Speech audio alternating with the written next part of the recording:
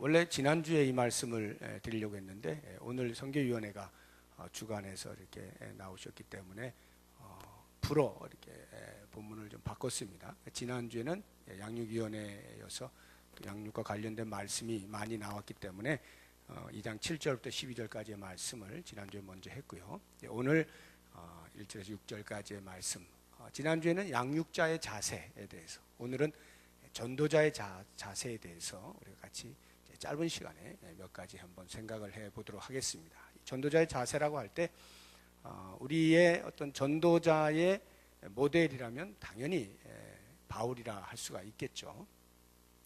역사의 길이 남을 만한 전도자로서의 삶을 살았던 바울이 데살로니가 교회 성도들에게 편지하면서 자신이 전도자로서 어떠한 태도를 가지고 전도의 사명을 감당했는지 쓴 그 내용을 우리가 같이 한번 몇 가지 살펴보도록 하겠습니다.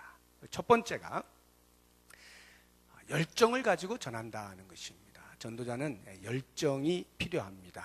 오늘 말씀 2절을 보니까 너희가 아는 바와 같이 우리가 먼저 빌립보에서 고난과 능욕을 당하였으나 그럼에도 불구하고 계속해서 복음을 전했다라고 하는 말인데요. 이 빌립보에서 고난당한 것은 여러분이 아시는 대로 마게도냐로 건너가는 그 길에서 만나게 된 첫 성인 빌립보 성에서 귀신 들려 점치는 여종을 고쳐주죠. 그 여종을 고쳐준 것 때문에 그 여종으로 인하여 돈벌이를 하고 있던 주인으로부터 고소를 당하고 감옥에 갇히고 매를 맞고 착고에 차이고 이런 아주 말할 수 없는 고난을 당하게 됩니다. 귀신 들린 사람을 고쳐주었다가 봉변을 당한 거죠. 그럼에도 불구하고 그러한 능욕이 복음을 증거하는 일에 방해할 수 없다. 그래서 나는 복음을 전하는 것을 중단할 수 없다라고 하는 복음에 대한 열정이 사도 바울의 마음 가운데 있었기 때문에 넉넉히 그런 고난들을 견뎌낼 수가 있었던 겁니다. 마치 예수님께서 이 땅에 구원주로 오셔서 인류를 위하여 구원하시려고 할 때에 소수의 무리들이 그 예수님의 행하시는 일들에 대해 못마땅히 여기죠. 예수님이 사람을 살리고 고쳐주고 복음을 전하고 생명을 나누는 그 일에 있어서 소수의 유대 종교 지도자들은 자기들의 주머니에서부터 또는 자기들의 권력이 누수되어지는 것들에 대하여 예수님의 그 행하는 일들을 미워하게 되면서 결국은 예수님을 십자가에 못 박기까지 하죠. 그럼에도 불구하고 예수님께서는 차라리 그 십자가에 못 박힘으로 온 인류를 구원할 수 있다면 내가 그 십자가를 피하지 않겠다라고 하는 고난 가운데서도 하나님의 뜻을 이루고자 하는 그리스도의 마음속에 있는 복음에 대한 열정, 구속에 대한 열정, 그것이 있었기 때문에 십자가의 끝까지 매달리실 수가 있었다라고 하는 것을 이 바울이 동일하게 빌립보에서 그런 경험을 하면서 이제 데살로니가로 건너왔는데 여기에서도 여전히 여러 유대인들이 타지에서부터 바울을 쫓아와서 괴롭히는 거예요.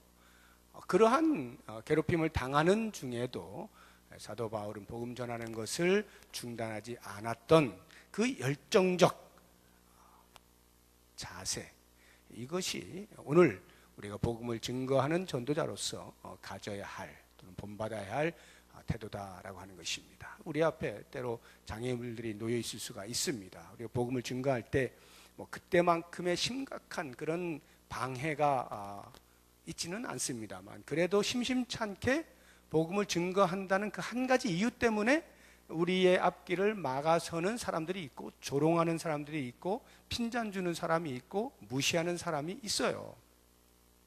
그랬을 때 바울은 내가 이 고난을 받아가면서까지 복음을 전할 이유가 뭐가 있어? 내가 어떤 사람인데? 라고 하지 않았다는 거죠. 복음 때문에 당하는 고난은 기꺼이 자신의 자존심이 무너진다 하더라도 감내하고 계속해서 복음을 증거하는 이 속에 있는 그 불, 이것을 아무도 끄지 못하는 거예요. 혹시 우리의 마음 가운데 식어진 우리의 가슴이 발견이 되면 복음으로 다시 불을 질러야 됩니다. 그래서 복음을 증거하는 것으로 열정이 솟아나야 되고, 그 복음을 증거하는 일에 있어서 장애가 되어지는 어떤 것도 넘어설 수 있는 그러한 열정을 가슴에 품고 계속해서 복음을 증거하는 우리의 삶이 될 수 있기를 바랍니다.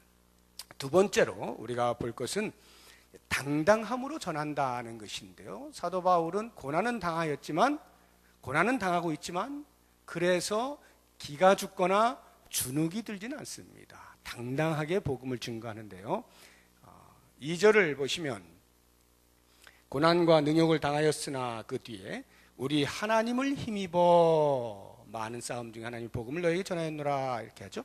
하나님을 힘입어 라고 하는 이 말의 의미가 뭐냐 하면 담대하게 행동한다, 담대한 태도를 취한다, 기탄 없이 말한다 라고 하는 이런 의미를 가지고 있는 거예요. 하나님을 힘입어 라고 하는 말이.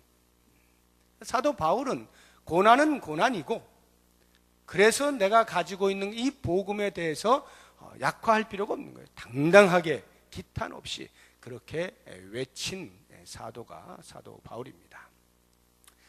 이런 그 당당함, 이것이 어디에서부터 나올까요? 이 당당함이 어디서부터 나오겠어요? 바울이 전하는 복음, 그 복음이 진리이기 때문에, 복음이 진리니까 진리인 복음을 증거하는 일에 주저할 이유가 없는 거죠. 망설일 이유가 없는 거예요. 복음이 진리이기 때문에. 이것이 당당함의 이유가 되는 거예요. 만약에 우리가 복음을 증거하는 일에 있어서 자신들을 한번 이렇게 돌아보세요. 복음을 증거하는 일에 있어서 예수 믿으세요라고 하는 이 간단한 말 한마디, 교회 나오세요라고 하는 이 간단한 말 한마디를 하는데도 혹시 머리가 막 쭈삣쭈삣 쓰거나 이렇게 막 오그라드는 그런 경험하지 않습니까? 내가 이 말을 해가지고 뭐라고 반응할까? 혹시라도 이상한 소리 하면 내가 혹시 이런 모습을 발견하지 않습니까? 그 진리인 복음을 증거하는데 당당하지 못하고 왠지 모르게 이렇게 기어들어가는 듯한 소리로 만약 한다면 그 사람은 복음이 진리다라고 하는 것에 대한 확신이 부족한 사람일 것입니다.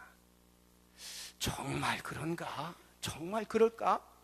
자기도 모르게 100% 확신을 하고 있지 못할 때 말이 자꾸 기어들어가 안으로 이렇게 들어온단 말이에요.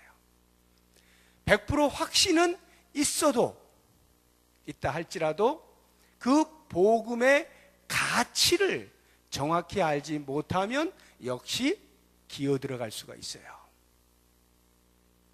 진리라는 건 알겠는데, 그런데 그 복음이 그래서 과연 어떻게 되는 것이냐, 사람들에게 어떻게 되는 것이냐라고 하는 그 가치 정도를 정확히 이해를 못하면 주눅이 들고요, 당당해지지 못하게 되는 것입니다.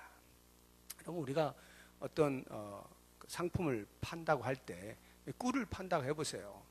진짜 꿀, 자기가 자연에서 이렇게 해가지고 파는 꿀이라고 한다면 얼마나 당당하겠어요.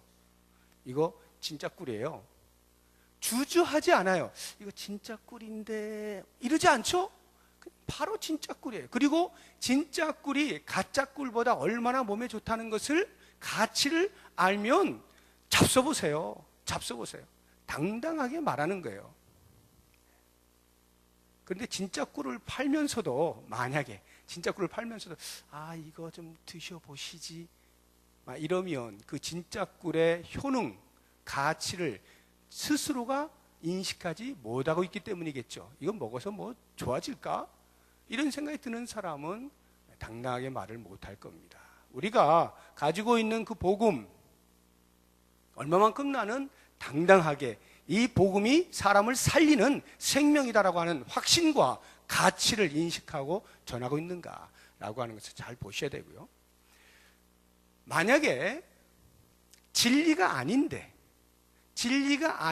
당당하게 전하면 어떻게 되는 겁니까?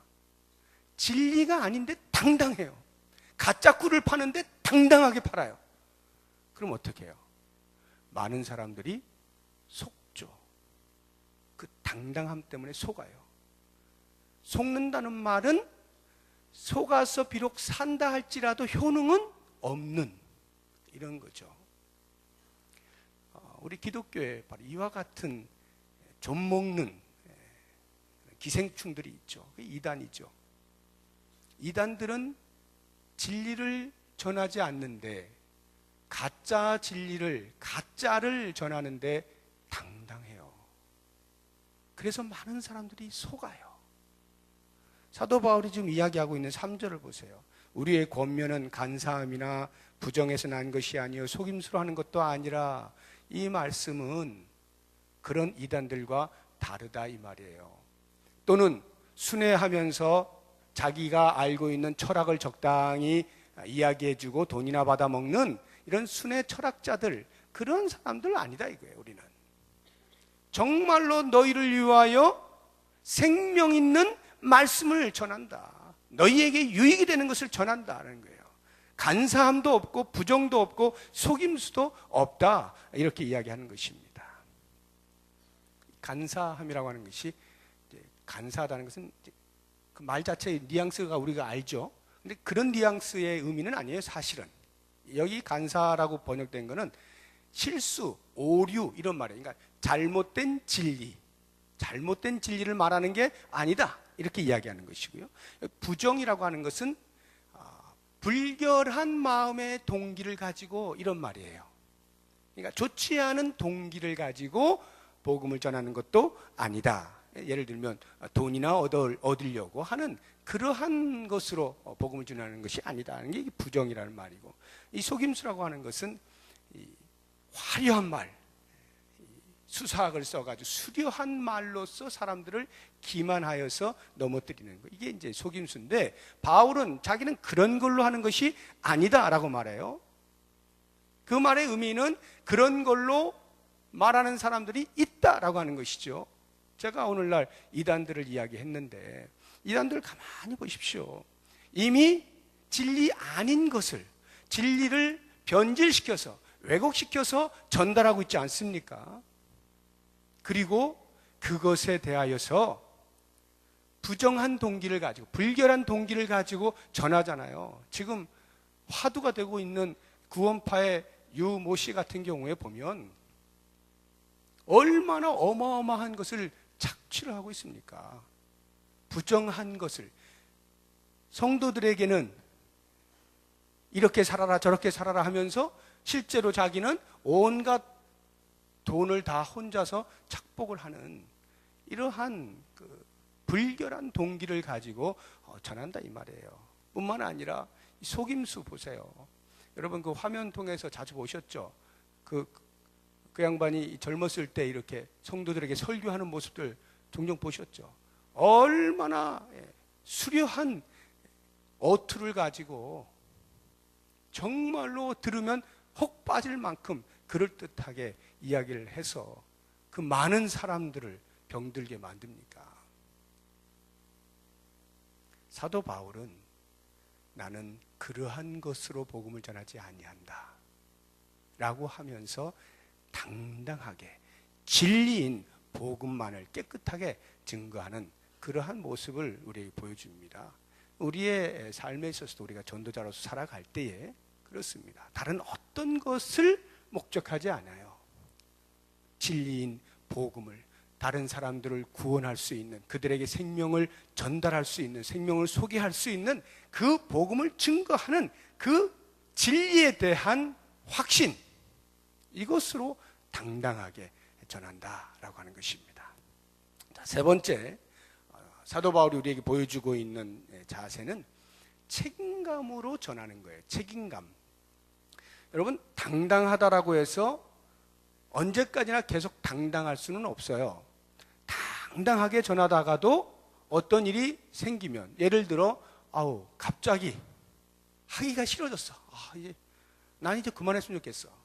왜 나만 해야 돼? 사도가 나 혼자야? 다른 사도들도 많이 있고 복음을 들은 사람은 나 혼자야? 복음 들은 사람이 저렇게 수없이 많이 있는데 그 사람들은 뭐 하는 거야? 왜 나 혼자 하지? 나 혼자 괜히 잘났다고 이거 너무 나 혼자 막 나대는 거 아닐까? 별 생각을 다 하면서 갑자기 하기 싫어질 때가 있을 수 있죠. 그럴 때 필요한 게 책임감이라는 겁니다. 사도 바울은 책임감을 가지고 전도자의 사명을 감당했어요. 4절 한번 보십시오. 오직 하나님께 옳게 여기심을 입어 복음을 위탁받았으니. 복음을 위탁받았다. 이 말의 의미가 하나님이 나를 너 전도자로서 딱이야 하고 인정을 해주시고는 바울을 불러다가 이제 그럼 네가 나의 복음을 좀 전해다오 하고 위탁을 하셨단 말이에요. 위탁을 받은 자예요. 하나님께로부터 부탁을 받은 자예요. 부탁을 받은 것에 대하여 내가 내 사정이 어떠하다 해서 그만하고 나중에 하고 이렇게 할 수 없다는 거죠. 하나님이 나를 신실하게 여기셔서 부탁하셨을 땐 책임감 있게 수행하라고 하신 것 아니겠느냐 라고 하는 그 책임감이 그로 하여금 끝까지 복음을 증거하는 자리에 서 있게 만들어준다라고 하는 겁니다. 실제로 하나님께서 바울을 선택하셔서 그 위대한 일을 하게 하실 때에 하나님이 중요하다 여기시는 것 누군가에게 맡길 때 아무나 대충 내가 던져놓을 테니까 자 붙잡는 사람 해라 이렇게 하시는 것은 아닙니다. 하나님은 중요한 것일수록 그것을 감당할 만한 책임감이 있는 사람에게 부탁을 하게 돼 있어요. 그러면 그 부탁을 받았다는 것 자체가 이미 나에게는 책임감이 함께 와 있는 것이죠. 그러니까 게을리하거나 아니면 내 판단으로 중단하거나 포기하거나 변질하거나 할 수가 없어요. 끝까지 책임을 다하는 거죠. 이게 바울이 우리에게 보여줬다면 우리의 삶에 있어서도 때로 복음을 증거하는 삶을 살다가 이젠 그만할까? 이건 나만 너무 하는 거 아니야? 이런 생각이 들 수가 있어요. 물론 그 정도 좀 됐으면 좋겠습니다. 나만 했으면 좋겠어, 나만 하면 되겠어 라는 말 좀 하시면 좋겠어요. 그 정도로 좀 열심히 하시다가 혹 그런 생각이 드시면 그때 이 말씀을 기억하시라고요. 하나님이 나를 옳게 여겨 내가 거기에 적합하다라고 여기시고 나에게 위탁하셨는데 내가 소홀히 할 수 없지, 내가 여기서 말 수 없지, 이러한 태도로 복음을 증거하면 좋겠습니다. 마지막 한 가지만 더 보자면 복음을 전할 때 사도 바울은 하나님을 기쁘시게 하는 것을 목적하여서 복음을 전합니다. 4절의 말씀이 이제 전체적으로 그 말씀인데요. 하나님을 기쁘시게 하려고 전한다. 하나님께서 과연 무엇을 가장 기뻐하실까 생각해 볼 때 여러 가지 많이 있어요. 우리가 하나님 앞에 정성을 다시 예배드리는 것 우리 하나님이 너무나 기뻐하시고, 찬양하는 것 기뻐하시고, 우리가 하나님 앞에 간절한 마음으로 아뢰는 것, 늘 은혜의 보좌 앞에 나오는 것 하나님이 너무나 기뻐하시죠. 많은 하나님이 기뻐하실 일들이 있는데 그 가운데서도 모르겠어요, 손에 꼽으라 만약에 한다면 저는 단연코 잃어버린 하나님의 자녀를 하나님 앞으로 돌아오게 만드는 일이라 말씀을 드리겠습니다. 하나님께서 잃어버린 당신의 자녀를 애타게 찾고 계시는데 우리 중에 누군가가 그 사람을 데려다가 하나님 앞으로 나오게 할 때 하나님께서는 그 모습을 보고 얼마만큼 기뻐하실까 상상을 해보자는 거죠. 이것이 우리의 목적이 되어야 합니다. 그러자고 하면 하나님은 그 한 영혼에 대해서 얼마만큼 애타하시는가에 대한 하나님의 마음이 내게 전달이 될 때 비로소 내가 동참을 할 수가 있는 것이에요. 누가복음 15장에 나오는 그 아버지 두 아들 이야기 있지 않습니까? 집에 남아있던 맏아들은 아버지가 그 동생이 지부에서 나갔을 때 다시 돌아오기를 얼마만큼 기다리시는지에 대한 아무런 마음으로부터의 공감이 없었어요. 아니 어쩌면 차라리 안 돌아오는 게 좋겠다라고 생각했을런지도 모르겠어요. 그러니까 돌아오니까 그 난리를 치는 거 아닙니까? 하나님이 원하시는 게 무엇인지, 하나님이 기뻐하시는 것이 무엇인지에 관심이 있지 않냐고 내 감정이 중요한 거예요. 이것은 전도자의 모습이 전혀 아니죠. 전도자는 전도하게 하신 그 하나님을 기쁘시게 하는, 여기에 우리의 목적이 있다라고 하는 것입니다. 그래서 때로 전도를 하다가 사람들에게 오해를 받거나 비난을 받을 때가 있어요. 복음을 알지 못하는 사람들에게 그럴 때도 있지만 복음을 잘 아는 같은 공동체 안에서도 욕을 먹을 수 있어요. 그럴 때라도 그 사람들에게 인정받는 것을 내가 목적하지 아니하고 나의 수고와 나의 애씀에 대해서 알아주는 것을 내가 목적하여 복음을 전하는 게 아니라 하나님의 마음을 시원하게 하는 여기에 내 목적을 두면 사람에게서 영광을 구하지 않는 거예요. 6절의 말씀이잖아요. 하나님만을 기쁘시게 하는 여기에 우리의 모든 초점이 있을 때 우리는 때로 사람들로부터 동의를 얻지 못하고 인정을 받지 못하고 따라오는 사람이 몇 없다 할지라도 우리는 중단하지 아니하고 계속해서 그 복음을 전할 수가 있죠. 왜요? 하나님이 기뻐하시는 일이니까.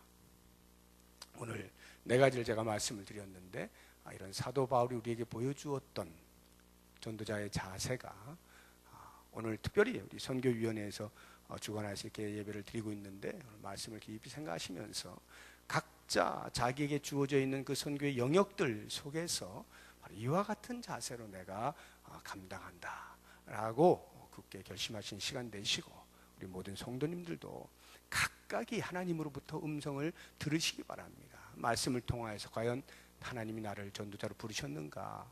여기 전도자라고 하는 것은 바울과 같은 특별한 그런 사명으로 전심으로 전도하는 경우도 있지만 우리의 일상의 삶에서 늘 복음을 전하는, 자유를 알리는 나팔을 불도록 하는 나팔수로서의 역할도 있다는 것을 기억할 때 그것이 나일 수가 있는 거죠. 그런 차원에서 오늘 말씀이 우리의 전도하는 자세의 어떤 모범이 되어지고 길잡이가 되어져서 하나님을 영원토록 기쁘시게 하는 이 일에 모두가 쓰임받는 우리 모두가 될 수 있기를 주의 이름으로 축복합니다. 이 시간에요 찬송을 한 장 부르긴 할 텐데 그 전에 제가 이제 기도 제목을 좀 오늘은 약간 제가 이렇게 길게